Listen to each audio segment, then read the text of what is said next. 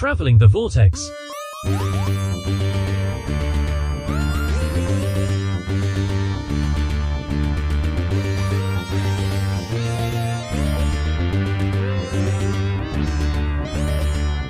We've joined the Doctor as he degenerates through the vortex and arrive at episode 568. I'm Keith. I'm Sean. I'm Glenn. How's everybody? Fighting a sinus infection. Sounds like it. You sound like you had a cold, Ooh. but... Yeah, mostly over with, except for the cough, which is rather annoying.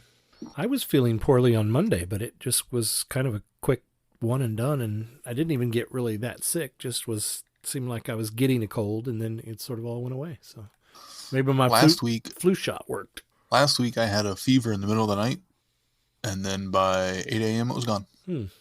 Came on and left just as quickly. It's kind of weird. Phantom illnesses. Yeah. Did you guys do anything this week? I suppose I could start. We went to Emporia because my daughter was in Little Shop of Horrors on Saturday. Oh, how fun. Which was a lot of fun, and it was really good. Little 9-man show, but man, they did some quality work. It looked really, really good. Sounded really, really good. A lot of fun. But earlier in the day, we went down earlier because the kids wanted to go see Five Nights at Freddy's. So we all went and saw Five Nights at Freddy's. And I'm peripherally familiar with the games enough because the kids, sit and watch YouTube videos and talk about the lore and all the theories and things like that. So I'm not as invested as they are, but peripherally I knew enough about it. But it was actually a really good movie. I think knowing the lore or knowing the games helps a lot, because I think anybody going into this not knowing what it is think it might be a little silly or unusual, but I thought it was pretty interesting. It's kind of, it's a horror film. It's PG-13, so they go a little light on the violence, but it's also a lot of fun, and there's some legitimate jump scares, and then there's some parts of it that I was like, huh? but overall it was a good movie. It was a lot of fun. Nice. And then today I watched the Beatles Now and Then making of documentary, which is just a little 12-minute documentary on Disney Channel.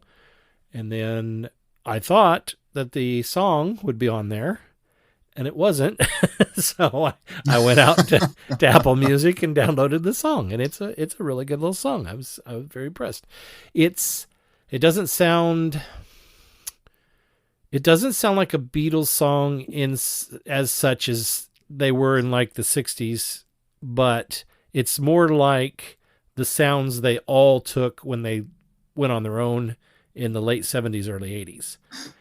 Which makes sense, because I think John wrote and recorded his part would have been close to his death, so he died in 80, so probably late 70s sometimes, and then of course George passed away just back in the early 2000s. But it was really fascinating how they were able to use computers to isolate all the tracks, because I don't know how much you guys know about it. It was actually one of 3 songs in 93 that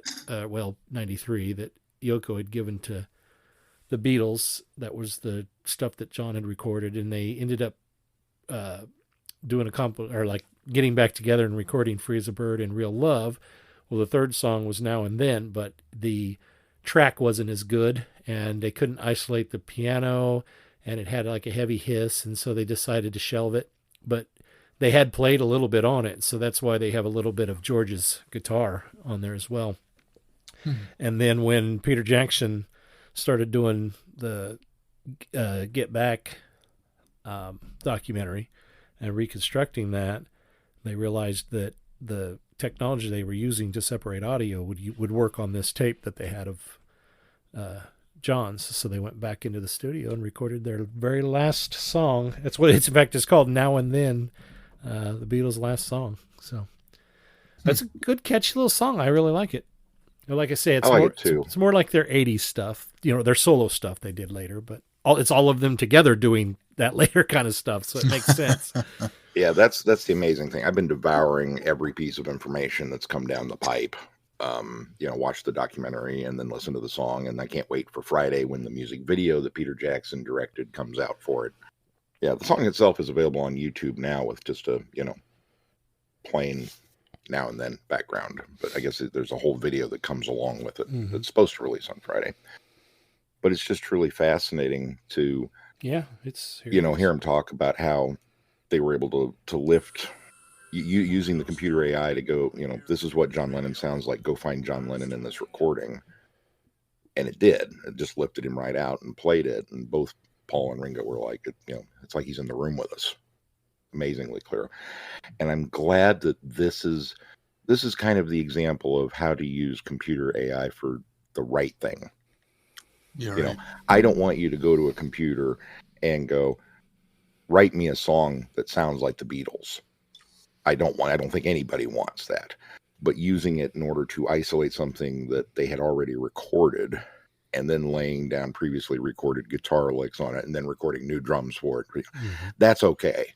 That to me is an acceptable use of it. And just kind of the shock and awe of here we are in the year of our Lord 2023 and there's a new Beatles song, it's just wow. But no, I like the song. I like the string arrangement they put on it too. Yeah, that was neat. We watched Loki tonight. That was the last thing. The latest episode of Loki. How about you guys? I'm still an episode behind on Loki, so I haven't watched tonight's episode. Yeah, we are episode behind now as well because of Halloween. I watched Ghostbusters Afterlife. Had you not seen it? I had not. Really? Yeah. You're living in a hole. What'd you think? I feel justified in my delay. What? Oh. You didn't like it, huh? It was all right. It was a depressing remake.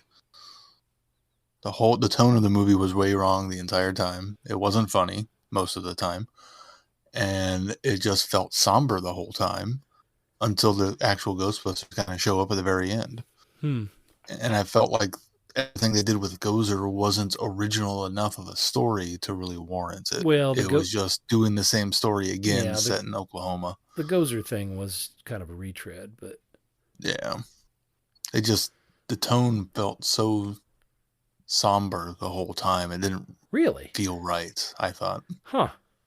I don't know. It just didn't seem like there was, I don't want to say the love wasn't there because there was obviously a lot of attention to detail, but I don't know. Maybe it just felt like nobody was having a lot of fun while making it. And so it didn't come across that way either. I don't know.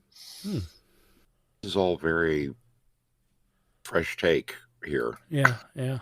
I've not heard these complaints. I've heard complaints about the film, but not these. Yeah. So, okay. It felt like they were mourning Harold the whole time, which it's a major plot point to it. And I don't know. I just don't know how else to describe it. We'll do a special episode of Flicks with Friends where we dissect the Ghostbusters movies. I did show Robin Monster Squad. She didn't like nice. it. She didn't like it. She sat and watched the whole thing, but then she was like, yeah, that's not a good movie. Mine for this year was Transylvania 65000. I remember watching that forever, every time it was on HBO as a kid. And watching it as an adult now is like, it's not a good movie. It's not a good movie. I did the same thing. I picked it up a few years back and went, oh yeah, I used to watch this on HBO all the time. And then it went, no, this is not a good movie.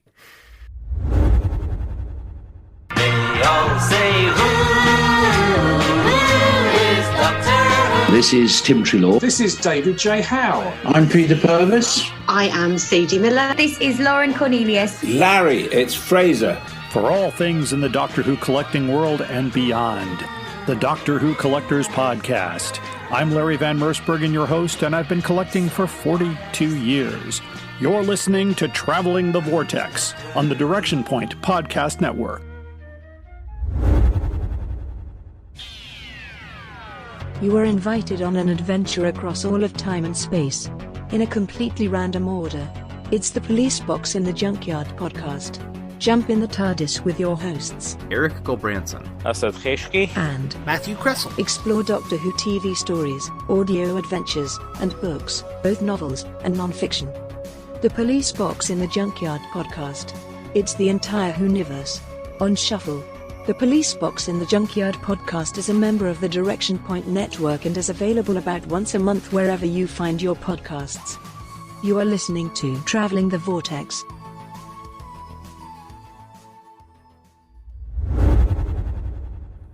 Well, I did do one other thing, and I actually stumbled across this, and this is going to be my something new 2-minute review, but it's going to be a little different than we've done because I stumbled across a little YouTube project from MM Productions, which is a group, I'm assuming in the UK, because they all had very good British voices, either that or they're very good British-voiced American actors.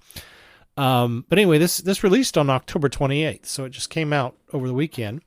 And it's called Doctor Who Time of Death. It's a full cast audio drama, again by MM Productions. And I'll start my review. All right, so the premise here, and I think this thing's only about 20 minutes, 25 minutes or so long, so it's really short. And it is available on YouTube to anybody for free. These guys have done it, not asking for any cost or anything. But it stars a guy named Jack Reeves, and he's playing the 10th Doctor, and I mean a very passable 10th Doctor. He's not dead on, but he is a very passable Doctor, 10th Doctor, and I completely got into it and eventually just was picturing 10 the whole time.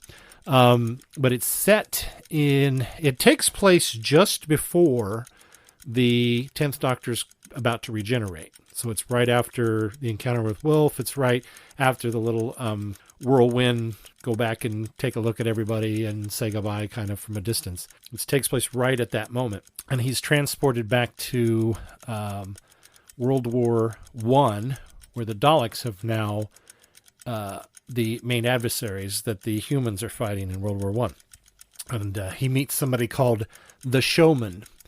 And the Showman very much is reminiscent, and it might be who they were sort of implying, but it is very reminiscent of the toy maker, very much in the way that he acts. He meets another Time Lord, Arthmain, and it's not a deep story, but it really does have a really kind of cool climactic ending that I really enjoyed and thought was a lot of fun. But if you get a chance to look at it, again, it's by a group called MM Productions. They have a video, but it is just audio. They've got a artwork that sets up there the whole time that it plays. But I highly recommend it if you get a chance. It's I was going to give you the YouTube address, but they always have a weird YouTube address. Just search for MM Productions, Doctor Who. You'll find it. And that's my... And you'll put the link in the show notes. I will do that, yes. And that is my something new 2-minute review. About how long was it? 20, well, I've got the video up here. 23 minutes. Just Okay. over 23 minutes, yeah. And the production quality is amazing. These guys, I don't know. I mean, they're amateur, but they don't quite feel Big Finish professional, but they're definitely far from feeling amateurish at all. It's the production quality of this thing was great. And the acting was great in this too. A lot of times you'll hear some of these fan productions and they got their friends together, and you always have that one or two friends that aren't quite there acting wise, and it sticks out. None of these guys stuck out at all as not knowing what they were doing. So links in the show notes.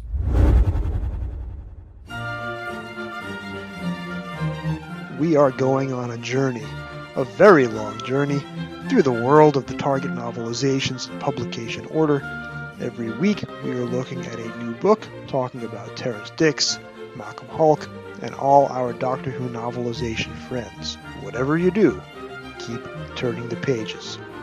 This is Jason Miller of the Doctor Who Literature Podcast, a member of the Direction Point Podcast Network, and you are listening to Traveling the Vortex, a Direction Point podcast. Hi, I'm Rupert Booth. I am known as Paul Ferry. And my name is Barry Williams. Together, we host Time Ram. Time Ram's a cruel mistress. It's a random number generator. That also. We roll a number from 1 to 13, and that's our Doctor. Then 1 to 300 for the story, and then we ram them together. Even if it doesn't make sense. Cruel, I tell you. Time Ram. putting the wrong doctors in the wrong stories, so you don't have to. You're listening to Travelling the Vortex. All right, well, let's move on to news. First bit of news, the back catalog of Doctor Who, for the most part, dropped on iPlayer, and they have rebranded the entire thing as the Whoniverse and revealed a new quasi-series called Tales of the TARDIS, which reunites several actors from different eras of the show and in character Yeah. in a what's called Memory TARDIS to kind of bookend omnibus editions of episodes. Or as the Fifth Doctor calls it, a Remember TARDIS. I don't think he was supposed to, and I just don't think they cut it out. Yeah. So there are 6 of these, pairing the Seventh Doctor and Ace back together, Joe Grant and Clyde Langer from Sarah Jane Adventures, Maureen O'Brien and Peter Purvis, Fraser Hines and Wendy Bradbury, Peter Davison and Janet Fielding, and then Colin Baker and Nicola Bryant. I like how you did the characters for the first 2 and the actors for the last 4. I finally scrolled up to the text of who the actors were because I didn't have to go off of memory. I was going off of pictures before that. Yeah. I think the thing that annoys me about this, and well, number one, was anybody surprised that they were going to call this the Whoniverse? No. And their only reason, like everybody's like, oh my gosh, that there's a lot of people that don't like that. And they think, oh, that's dumb. I wasn't surprised at all because we did get that picture that came out from Bad Wolf Studios that says Home of the Whoniverse. I mean, and it's in the font and everything. So I kind of suspected that's the road we were going, and that was probably the name they were going to land on. So that was no surprise. But I think what's annoying about this is I've had to watch these silly things on YouTube that somebody fortunately has put up, and it's just the clips at the beginning. And as Sean pointed out to me, they're edited very poorly. Actually, they're not even edited poorly. It's just they've chopped clips. them into clips, and so the edits are bad. But at least I'm getting to see it. But it comes down to this. I suppose, yeah, there's to be fair, for those of us who do not have access to the iBBC or BBC iPlayer in the UK, we're very grateful that they're up on YouTube for us to watch. Yeah. But, oh, man, are they chopped up. But it's just trying to avoid that network censor. It's just some guy's video. And so he's probably avoiding copyright that way by doing them short. Mm-hmm. But, that's the thing that's irking me about this whole 60th anniversary. And they've done this to us in the past. They've done it to us with the Blu-ray releases. I understand that this is a British show. I understand that is the home of Doctor Who and has been for 60 years. But they have a worldwide audience. And yeah, it's no longer just a British show. And when they do this exclusivity, it just makes me mad because you've got fans over in the United States. And then it came out today officially, although I'd heard rumblings about this a week or 2 ago. Then it goes back to another thing that we talked about last show or 2 shows ago that I countered Sean with, and we didn't go too deep into it, but I'll go into it now. All we're getting on Disney Plus is everything from shooting on. Well, the special's on, and they're going to call it season 1 on Disney Plus. Now I don't know how it's happening on the Whoniverse on iPlayer, but they're calling it season 1. They're going to brand it that way, and you still have to go to HBO to see the older New Who stuff, and you still have to go to BritBox to watch classic Doctor Who. So it's all spread out for us again. We're going to have to divvy out all these different, subscriptions to all these different places. They didn't put everything under one house with Disney, which I think is ridiculous. And because I'd been hearing those rumblings, that's why when you said we were talking about, what was it we were talking about? You said, the rights to the first episode. And you said, well, Disney will open up the purse string. I don't think so. I think Disney is focused with this series on, and it's just a home for them right now. I don't think they're making very much investment yet until they get their house straight, because they're having issues with the Marvel Universe. They've had issues with Star Wars in the past. They're having issues with the park. They're losing money. They're hemorrhaging. They're fighting with their actors. So their focus is not on Doctor Who, so they aren't going to be investing much in that area right now. Now, will that change in the future? Possibly. Will they make... All right, let me counter your argument. Yeah, go ahead. All right. Item 1, the Hooniverse logo, which we stripped right from Marvel. There's your Disney dollars at work. That's just mimicking it. That's exactly where it came from. Well, you know why, though? It's because Russell T. Davis looked at it 3 years ago and went, why aren't we doing this now? Disney's been doing it right. So all he did was emulate it. It wasn't Disney. Disney might have influenced it peripherally, but they weren't the ones that said, hey, why don't you brand it this way? Now, what makes you think that this isn't all coming from Russell T.? Well, I think it is all. That if Russell T. looked at that and said, hey, why aren't we doing it this way? And then suddenly there's a deal reached where, we're going to air new episodes on Disney Plus outside the UK. Well, don't you think Russell T. may have been part of the architect of that, maybe pushing for this? Oh yeah, absolutely. I think Russell T. I think Bad Wolf went. I think Bad Wolf went to Disney and said, "Hey, we want you to be the exclusive people. We want you to be exclusively the ones carrying this. We want to sign a contract with you and do a partnership." And yeah, Disney said absolutely. But is Disney pulling any of the strings at all? I don't think so. I think Disney was looking for content. They were looking for something here and now and popular, and they're struggling in other places. So they said, we've got another avenue to make revenue and get people subscribing to Disney Plus. That's all that Disney's looking at this point. I'm not saying that won't grow in the future. If Doctor Who is a success and they see that and they see it marketable, then yeah, I think they'll start putting more money into it, and they'll start maybe even putting some influence into it, which is you're going to have a lot of people upset over that. But once Disney starts spending the money, then you're going to see Disney wanting to put the influence in. But right now, Disney is pretty hands-off on it. They've got a lot of other things. Let me rephrase that. Go ahead. No, Disney is not ramrodding this. Disney is not taking over Doctor Who. That's not at all what I'm saying. I'm saying that Russell T. looked at Disney and how they were running Marvel and creating a multiverse. Oh, absolutely. We already did that. We just dropped the ball on it. Why don't we let them run it? And so they went to Disney and said, do it again.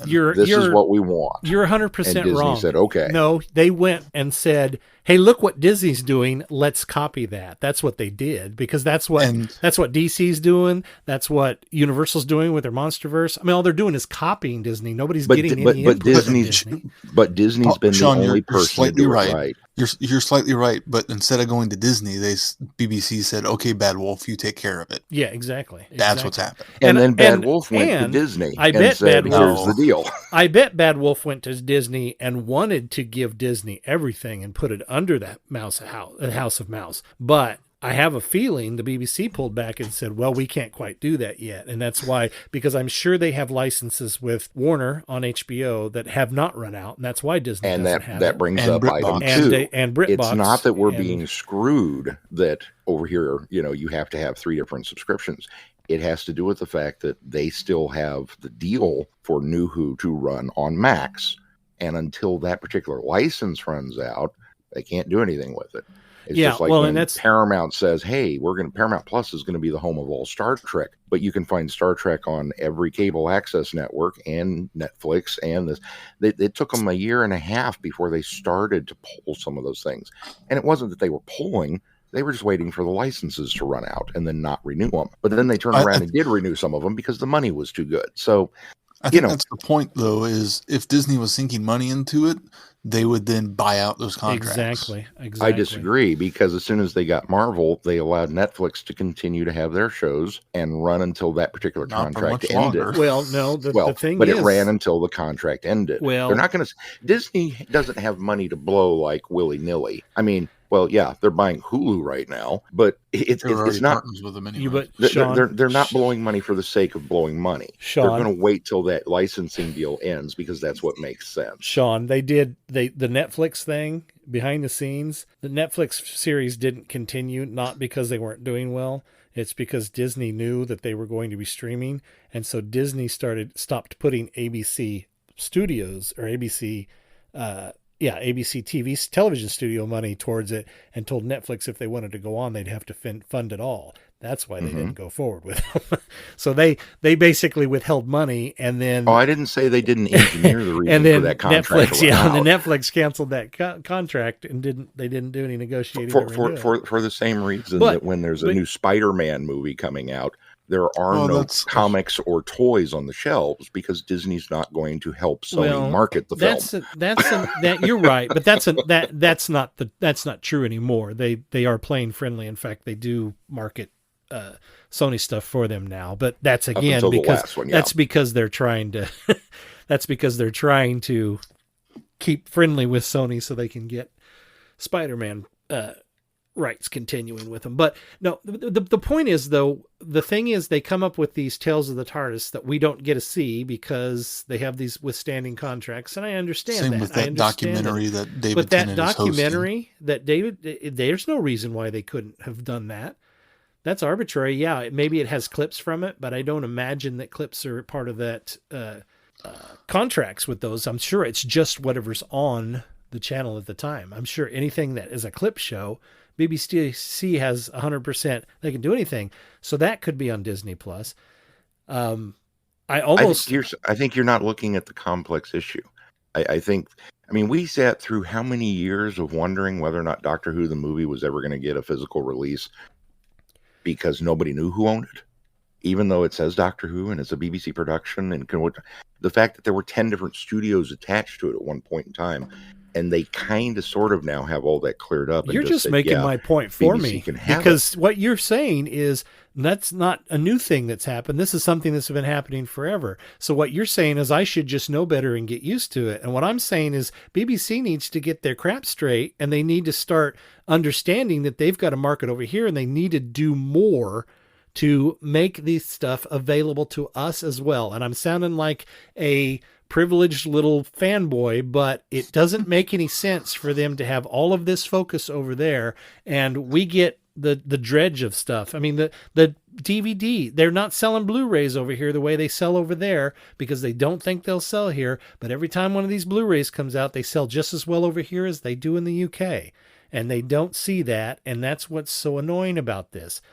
It's the whole thing with BBC America. I mean, BBC America doesn't even play BBC shows anymore. It's all American television. There's BBC America is not even BBC anymore. It's just, I get so frustrated. And I understand the reason behind these. You don't have to school me in any of this.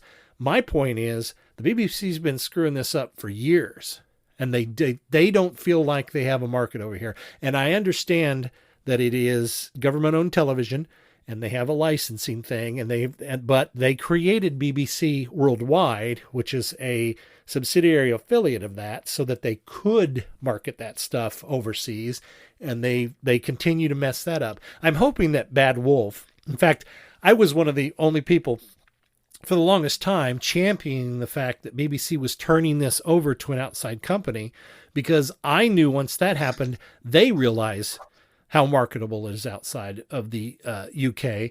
And that's part of the reason why Russell T. Davies went to Disney Plus, because he knew who was going to be able to distribute that. Now, unfortunately, because of rights issues and contracts, we don't get everything. And I understand that, but it's absolutely ridiculous that they've been sitting on this kind of stuff for all of these years and not making any efforts to market to the United States, where they have just almost as much, if not as many, support for Doctor Who. It's ridiculous. Okay, I will agree with the first part of your statement that the BBC has not run this correctly and will continue to not run it correctly. And thank goodness that Bad Wolf has come in to show them how to make money off of this. Mm-hmm. Isn't it I disagree with the second half of your statement. Isn't it also interesting that this is happening with the 60th anniversary, when with the 50th, America got The Doctors Revisited, that whole series, and it didn't air in the UK until almost a full year later. Yeah, and a lot of that had to do with the fact that BBC America... It was a BBC America production. Well, that's just it, though. BBC America had a lot more control over that because they were putting money into it. They did have the license. It wasn't...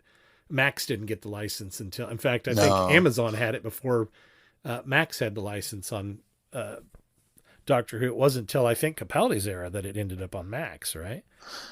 I think it was Max wasn't even Capaldi. It was Whittaker. Whittaker? Oh, it was all Whittaker. Oh, it went over to Max for Whittaker's era. Okay. Yeah. Which it almost seems like the BBC realized, because I think there was pushback and anger from the UK contingents the fact that there wasn't something like this in the UK and that Doctors Revisited wasn't available over there, and it's almost like they've done true. We're going the the reverse. complete 180 and done the reverse, point. And instead of meeting in the middle and That's making a good everything point. available to everyone, they haven't learned their lesson. They're just going, oh crap, we screwed up and didn't give this to the UK crowd, and we need to do that instead. Well, for the sake of the 50th, isn't it possible that they felt like the Americans needed Doctor Who Revisited to kind of give them that base groundwork of this new show that you like? There's a lot more of it. And here's a couple of pieces of it that are going to wind up being important for the 50th. Sadly, versus the UK, which does not need that history lesson. You're wrong. No, they still need that history lesson. You're wrong. There's not enough hardcore 10 years ago, they didn't need the history lesson, but obviously 10 years later, they do, because that's why they're doing Tales of the TARDIS, to reach that generation over there that has just enough removed that they're not, as knowledgeable as they were 10 years ago. So that's why they didn't need it over there 10 years ago. But now it's the reverse. Well, it's not the reverse, but now because it's the reverse of what happened, yeah, they're needing that over there. That's exactly what these Tales of the TARDIS are for. It's to give people of a ominous. In fact, it's a way to repackage them so that they're in smaller chunks too. Because that's exactly what it is. Yeah, omnibus, and they've chopped them down a little bit so that they're going to be more cohesive. The tales of the TARDIS are nothing more than the fanboy in Russell T being able to write these little vignettes and have these happy reunion moments. But in order to get those things paid for, we have to couch them around a remembrance of this one episode so that we can repackage that episode and resell it. It costs them less too to do that, because they only have to do the front and the back end of it, and then they can put something that already exists in the middle that they've just sort of, tweaked and edited a bit. As opposed to a standalone, Night of the Doctor style short that just appears and releases on YouTube. That is to everyone. Here's a special extra. Well, here's a special extra, but this is how we're going to pay for the special extra. That way we can continue to produce special extras. That leads us into our next piece, actually, which is, Keith, I'll let you take over, then we'll talk about how this connects. The Daleks colorization?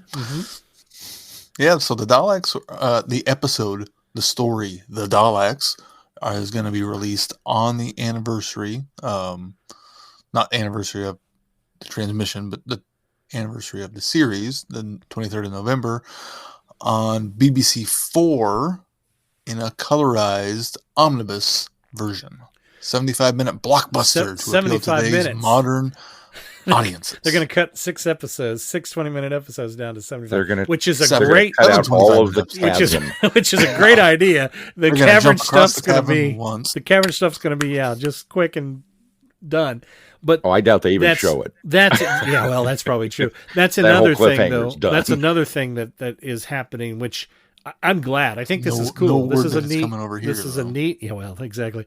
This is a neat little thing. But this is another thing. What they're doing is they're making it palatable to younger generations with a shorter attention span, with a need to have things not in black and white anymore, which is fine. Now I'm not going to be one of those guys that says, "Oh, you're ruining it by colorizing it," because hey, if that's not your cup of tea, it's still available in black and white. Nobody's taking away your black and white copies. What will be interesting is to see how the story compares, other than the major acts of it, to the Peter Cushing movie. Yeah, like the actual Dalek story beats, to see how their edit compares to how the Cushing movie. I think if somebody used that to maybe influence how this was edited, then I think it'll be noticeable. But I don't know that it'll be that noticeable. With as similar as the stories are in general, it's the same the framework is the same, and a lot of the Dalek aspects of it are the same. So it's just more of the Doctor parts that were modified. That's a really good point. The structure of the story is nearly identical. It's just the trappings are different. Yeah, I don't know that I don't think I would jump to comparing it to that, but I will say that it will benefit from a correction in its pacing for sure, because it doesn't have to. It doesn't have to nettle along because they've got to fill 6 episodes, for 6 weeks, 20 minutes apiece. And so I think that it certainly will probably pace a lot better than it does as a 6-part story. I'm not saying you're wrong. I just don't think it's going to be comparable. I just think it'll be interesting to compare the two. Yeah, I don't, and I'm just saying I don't think it'll be comparable version. That's a good point, Keith. I had not thought of that when they said that. I was just ecstatic because my literal first thought was stand up and cheer because the chasm is gone. We're not going to have to deal with they left in a whole episode of that. And if it's a 75-minute runtime, we just don't have time for it. And all of a sudden they snuck in through the back door. Okay, I'm good with this. Let's go. The nice thing too is this will be probably included in that series 1 box set that they put on Blu-rays. Oh, yeah.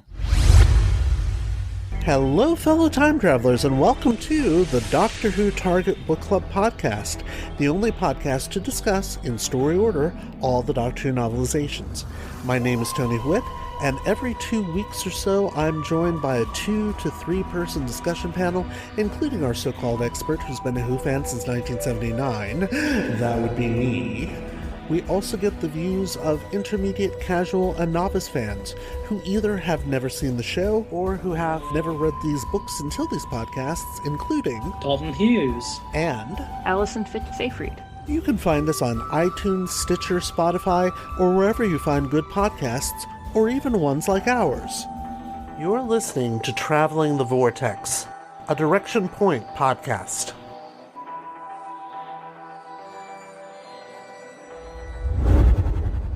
Well, should we move on to our reviews? We're finishing up our Once and Future story arc, and this week it's Once and Future The Union, which is I guess technically it's penultimate because we get to Coda next year, but for all intents and purposes, this is the finale. It's the finale. A coda's a coda. It's not a finale. Well, I guess that's true, yeah. Coda's an after. An epilogue is what a coda is. Yep. Degeneration, an enforced mystery tour through all of my lives. From Big Finish Productions, Doctor Who, Once and Future, The Union. Fighting it so long, I can't hold things together anymore. It's happened again, hasn't it? Oh, this is a pretty pickle. Those forays into my future disrupting my entire existence. Intolerable. Utterly intolerable. Miss Song, it's you. Professor, River Song. My entire self adrift on my time stream. I've been better. Unreliable. Moving into position. Teeth and curls. This should be fun. Target identified. Grandfather, what are you doing here? No, it can't be. I will set this universe in stone. You'll kill us all. Basically, we're the 2 people in the universe best placed to help the Doctor. And are you going to kill me? I could watch you suffer all eternity long. And I will.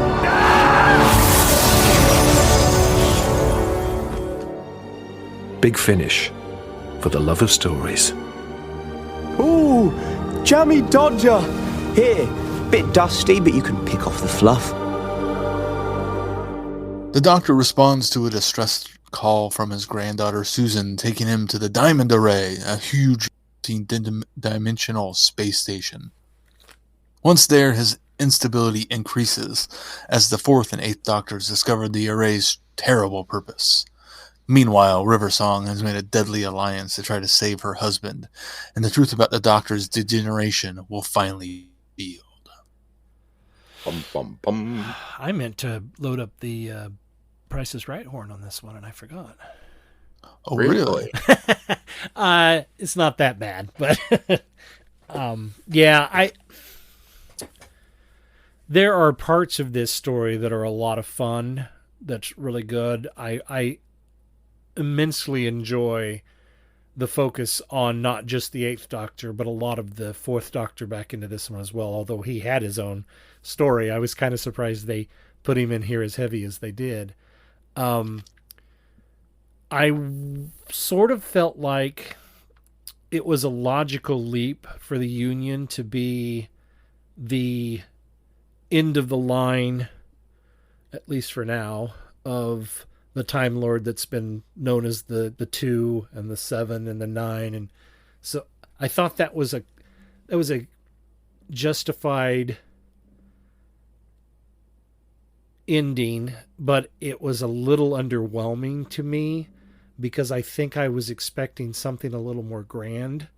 But it was a satisfying villain, especially with Big Finish, because that's been a Big Finish baddie, a Big Finish big for a while. And they did sort of hint to that possibility in that Sixth Doctor one that we listened to that had the 2? It was the 2, yeah. In that one. So they did telegraph that, not obvious enough, so which was nice. I thought back to it and went, okay, so there was more to that, having him there. Now, obviously he didn't know and he wasn't the one that did it, but having him there in the middle of this story arc was a neat little writing trick to have something to call back on. And overall, I thought the performances were good, but I just don't feel like they stuck the landing on this whole thing. And maybe that's less of a critique of this particular story and more of a critique of making, which this has been Sean's complaint all along, making this their big event for the 60th. It almost makes this, the way that this one ends the story arc, almost makes all of it feel very gimmicky and unconnected now. Well, not unconnected, but not as connected as it should be for a big 60th anniversary event. Does that make sense? Yeah, it makes sense. I think that is where it falls down for me, is in the context of Once and Future in a 60th anniversary celebration. There are a lot of the stories in Once and Future that winds up being irrelevant and unnecessary. There's only a few handful that kind of become somewhat important as we listen to the whole box set. So, but that being said, I felt like for the story arc they had set up, this was a satisfying conclusion. And it made sense for the Union to kind of be the one to move it forward. It did feel like there was a little, it was nice to get the flashback of, the War Doctor just kind of stumbled in and found out what was going on. It felt like there could have been a bit more thought out plan behind the Union of, why they shot the Doctor and he took off. But it's also kind of in line with that character to be a bit more reactional, I think, to this sort of thing. And they tried to give us some language throughout it about how, the degeneration gun and the degeneration energy was there experimenting on a way to try to stabilize themselves beyond what has coalesced in this Union at this space station with this configuration. But it felt like there wasn't enough there to make the connection fully. Mm-hmm. Yeah. Now, but the nostalgia and the emotion of it all kind of overrides most of it for me and allows me to enjoy the story as it is. Let me ask, because I want to make sure I landed on this correctly. So it was the War Doctor is the Doctor we're dealing with this whole time, right? Because he's the one that got hit by the gun. And that's what sent him. I still hate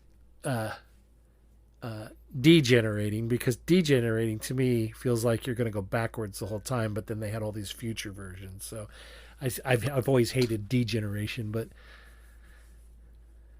I guess unregenerate has already been used. So sort of random regeneration. Random, yeah. Yeah. It's a generation randomizer.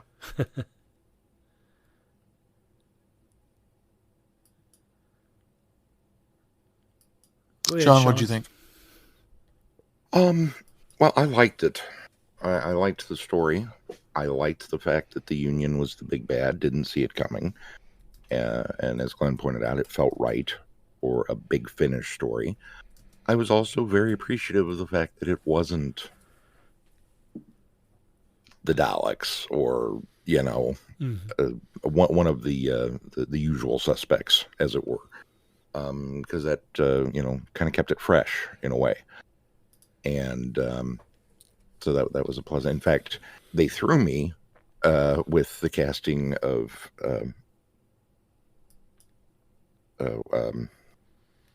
Maureen O'Brien. Thank you.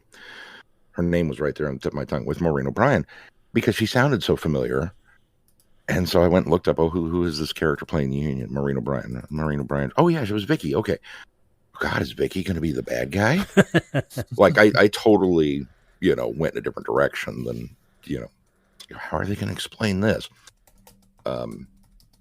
Like she's waiting for the Doctor to de-evolve back to the first one so she can give him what for or something. But not the case. But and she did a great job as the Union. She was fantastic. Fantastic voice performances. But you could kind of go across the board with that. I thought it was a little odd to have Tom and Paul back and forth. I guess it was necessary because we hadn't had Tom in one really yet, just little pieces of him here and there. So, well, we had him in the first one. Oh, that's right, we did, didn't we? Well, then I don't know. So I thought that was a little odd, but the thing that really impressed me was just the little touches throughout this. The diamond array, which I had said initially is, it's cool because it's the diamond anniversary. And so it's this very cool science fiction-y sounding diamond array. But then I was let down when it was like, oh yeah, it actually compresses these things down into diamonds. Like literal diamonds? Yeah. Okay. Yeah, I guess that's the thing. I kept waiting for the reveal to drop about being rescued technology from Pirate Planet.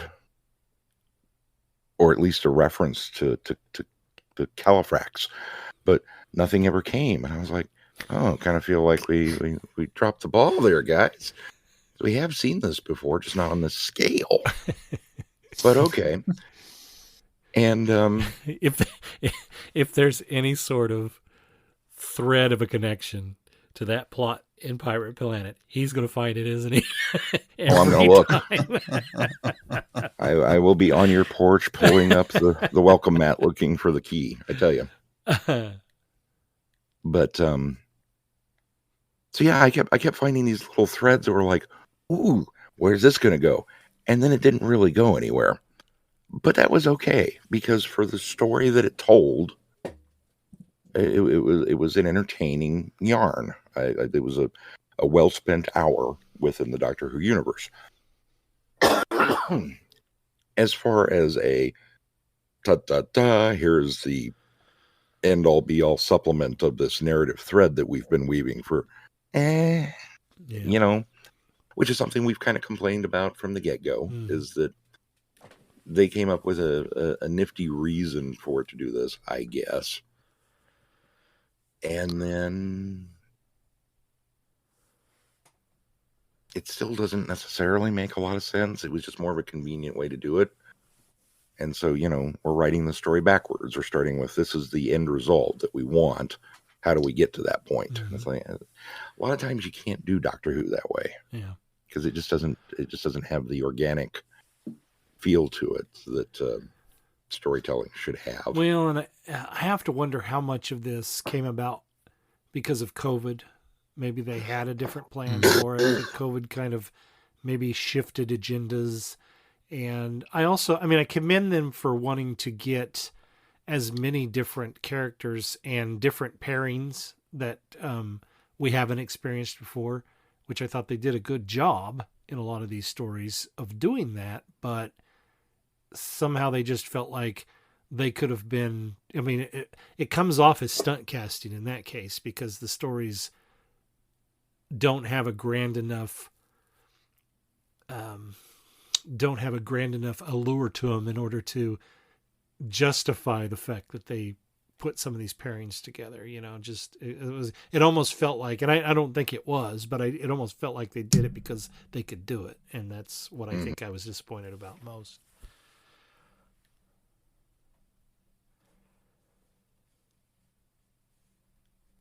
Yeah, I think if had it not been a big 60th anniversary thing and it was just a 4-part box set, we would probably have a completely different point of view of it. No, that's true. But the fact that it is a big 60th anniversary celebration and they wanted to do something different from a standard multi-doctor story, and this was just kind of what they had come up with. Unfortunately, it probably doesn't work as well as it should. Yeah. Can I just say also how well Jacob Dudman sounded like the 11th Doctor? Holy crap.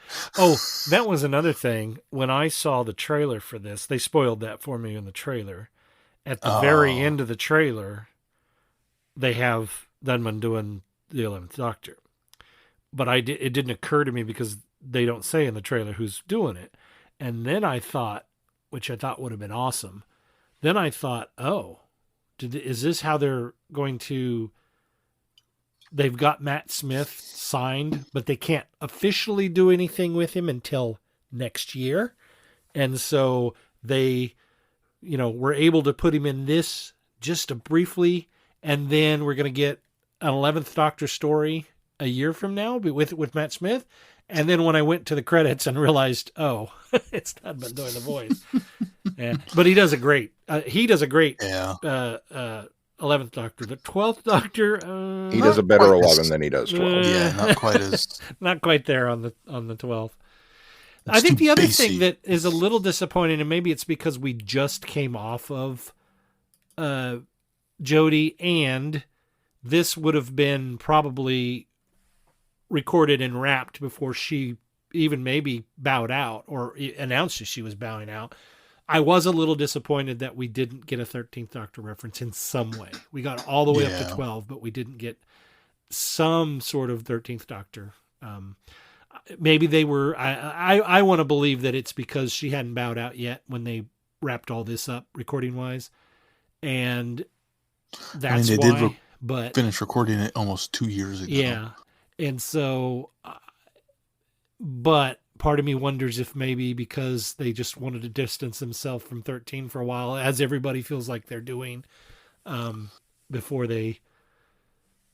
Well, and it makes me wonder if there is some sort of licensing thing because they haven't done literally at all with 13, period. Yeah.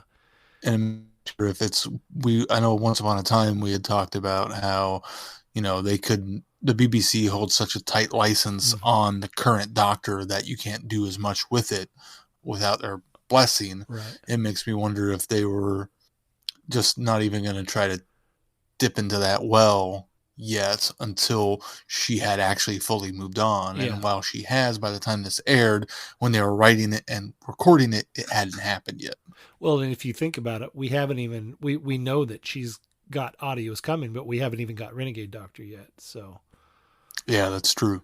So, I mean, it seems to be well beyond, once they've moved on to a new era, then it's free range for Big Finish. Yeah. And I feel so bad, like legitimately bad, because I feel like we, as fans, get to the point where an anniversary comes up and we all start going multi-doctor story, multi-doctor story, multi-doctor story, multi-doctor story. And, we understand that's not sustainable. It can't be. Multi-doctor story, we've gone back and looked at them all. And multi-doctor stories have a very kind of special vibe to them. And some of them work and some of them don't. But it takes the right connections to make them work. And I would almost rather have not as many and get really good ones than to have them for, every 5 years or every anniversary or whatnot. So then here comes Big Finish and says, okay, we're giving you what you want. Here's a multi-doctor adventure. We found a way to do it. And all I've done is complain about how they did it. Yeah. Well, and I think we have to say some fans, because I think if you're just a fan of the television stuff, you're not oversaturated with multi-doctor stuff, and you're probably chomping at the bit for more. If you are, just a books and TV thing, you don't even have that much of an instance of multi-doctor stories in the books or the TV. But then I think, as you're saying, you put Big Finish into it, and Big Finish gives us what we want, and they give it to us at least once a year. It feels like it's being overdone to us, and then we do complain about it. So I think it's even more so those of us fans that are indulging in the Big Finish are probably the ones that are like, okay, maybe we've done enough multi-doctor stuff at this point. And I can't fully blame Big Finish. I mean, big multi-doctor stories would be fun to write and fun to... And if you've got all the actors willing to do it. Exactly. We can do it, so why aren't we doing it? So I can't fully blame them either. I came up with a few, prefixes that we could fix the degenerate. I like hypergenerate. I think that's a good one. I like transgenerate. I think that's a good one. I even don't mind intergenerate, because it's like between or amidst or among. So among all of your different regenerations, past and future. So I think if they'd gone to my list, they could have come up with something better than degenerate. Probably when they started this, they said, okay, we're going to start with the War Doctor, and he's going to degenerate to the First Doctor. And then they started building the story and said, well, wait a minute, David Tennant wants to do one of these? Okay, well, let's see if we can fit that in. Oh, wait, Chris is going to do one? Well, let's see if we can fit that in. And why don't we throw the Unbound Doctor in there? I think that's probably what happened, is this started, just going from one thing and ended up being another thing. And so things get left behind, like degenerate. Yeah. Possibly. There were a couple of nuggets of awesome in the overall run. Which we haven't really talked about, being Susan, which I thought was fantastic throughout the whole thing, and her and River together was great. Yeah. I just kept waiting for her to at least one time call River grandmother or grandma. Just waiting. It just didn't happen. They acknowledge the family aspect of it. They did.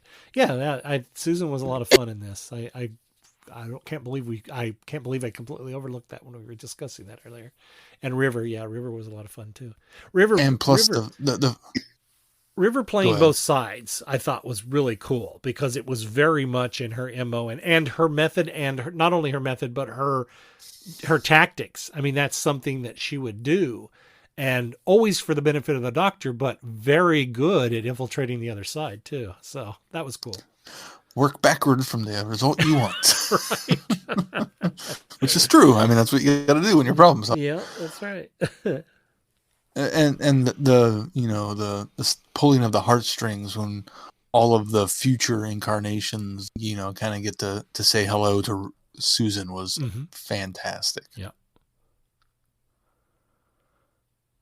And that moment where, they have Stephen Noonan do the First Doctor with Susan was also really nice. Yep.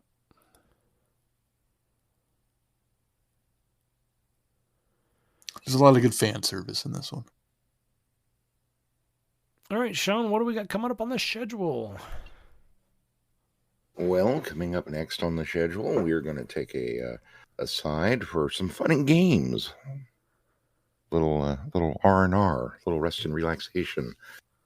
No, not really. We're going to take a look at Cubicle 7's Doctors and Daleks. It would help if I could say the word of this thing correctly.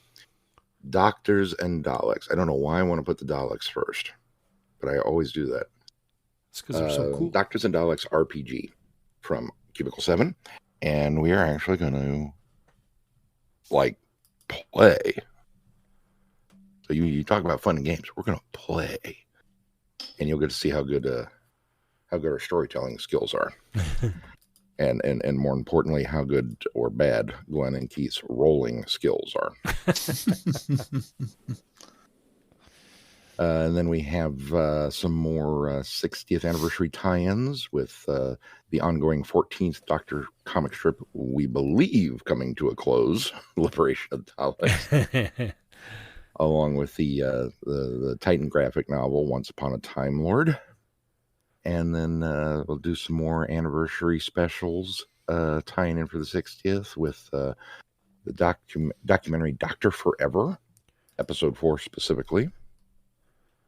And then Lost in the Dark Dimension, which was a fan production of a script that supposedly Dark Dimension was going to be the 30th. Am I right on that? 40th, I believe. 40th. Yeah. One of the anniversaries. Somebody had written this big, massive multi-doctor. No, you're right. It would have been the 30th. Yeah, no, you're right.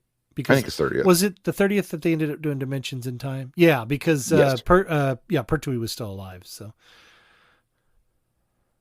And so we'll take a look at the what we got and what could have been versions of that. Yeah, just to put Doctor Forever in more perspective, that's the documentary on that particular story. So we'll be reviewing the documentary, and then we'll be reviewing the fan production from season 26B Productions. That I see. Said the blind man. Yeah. Okay. And one of the things that referenced in the Tales from the TARDIS is when the companions all looked at their respective doctors and says, "Well, you got old." And they had that wonderful line about, well, that's the funny thing with the time streams. So sometimes I regenerate and sometimes I get old. And it's just like, oh, what a way to hand wave that away and just be like, yeah, we're not going to worry about it anymore. I'll leave you with this. This is something that we'll probably be talking about in about a month from now. And remind me to rejoin this idea on what was said there, because I think that if rumors are correct and something actually does happen, it will actually retroactively go, aha, no wonder you said this.